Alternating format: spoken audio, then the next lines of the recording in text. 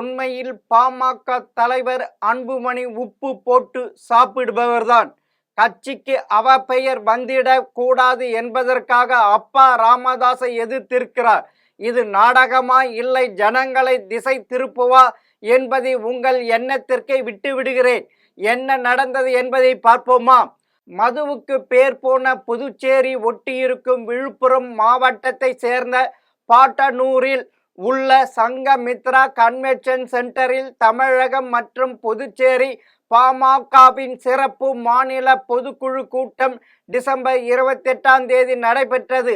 பாமக நிறுவனர் ராமதாஸ் தலைமையில் நடைபெற்ற அந்த கூட்டத்தில் கட்சியின் தலைவர் அன்புமணி, ஜி.கே. மணி உள்ளிட்டவர் கலந்து கொண்டனர். அப்போது பாமகவின் இளைஞரணி தலைவராக முகுந்தன் பரசுராமன் நியமிக்கப்படுகிறார் என அறிவித்தார் மருத்துவர் ராமதாஸ். அப்போது அவருக்கு அருகில் அமர்ந்திருந்த அன்புமணி திடீரென மைக்கை கையில் எடுத்து, அவன் கட்சியில் சேர்ந்து 4 மாதங்கள் தான் ஆகின்றன, அவனுக்கு இளைஞர் சங்க தலைவர் பதவியா? அவனுக்கு என்ன அனுபவம் இருக்கும்?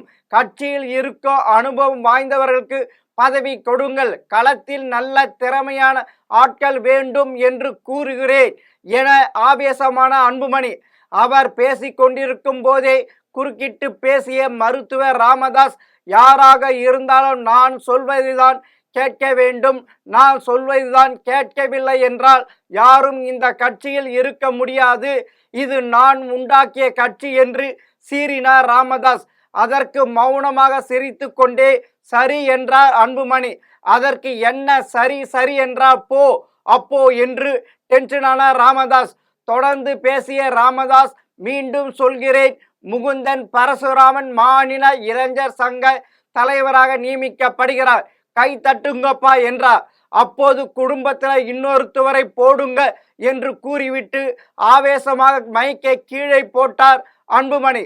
தொடர்ந்து மைக்கை எடுத்துக்கொண்டு எழுந்த அன்புமணி தொண்டர்களை பார்த்து, சென்னை பனையூரில் அலுவலகம் ஒன்றை திறந்திருக்கிறேன், என்னை அங்கு வந்து சந்திக்கலாம் என்று அவர் பேசிக் கொண்டிருக்கும் போதே மீண்டும் செல்கிறேன், உங்கள் மாநில இளைஞர் சங்க தலைவர் முகுந்தன் பரசுராமன் தான் என்றார்.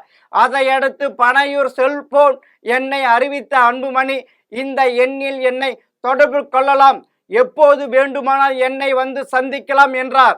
அப்போது குறுக்கிட்ட ராமதாஸ், உங்களை இன்னொரு அலுவலகம் திறந்து கொள்ளுங்கள், நடத்துங்கள் என்றுதானே கூறுகிறேன், முகுந்தன் உனக்கு உதவியாக இருக்க யாராலும் மாற்ற முடியாது, அதில் உனக்கு விருப்பம் இல்லை என்றால் என்று கூறி தொண்டர்களை பார்த்தார் ராமதாஸ். அப்போது கட்சியை விட்டு போகலாம் என்று தொண்டர்கள் கூற, அவ்வளவுதான் என்றார் ராமதாஸ். நான் ஆரம்பித்த கட்சி இது, நான் என்ன சொல்கிறேன் அதை தான் செய்ய வேண்டும், விருப்பம் இல்லாதவர்கள் விலகிக் கொள்ளுங்கள் யாராக இருந்தோம் என்றார். அதையடுத்து அங்கிருந்து வேகமாக வெளியேறினார் அன்புமணி. இந்த மோதலின் பின்னணி குறித்து பாமக நிர்வாகிகள் சிலரிடம் பேசினோம். அன்புமணியின் உடன் பிறந்த அக்கா ஸ்ரீகாந்தியின் மகன்தான் முகுந்தன் பரசுராமன்.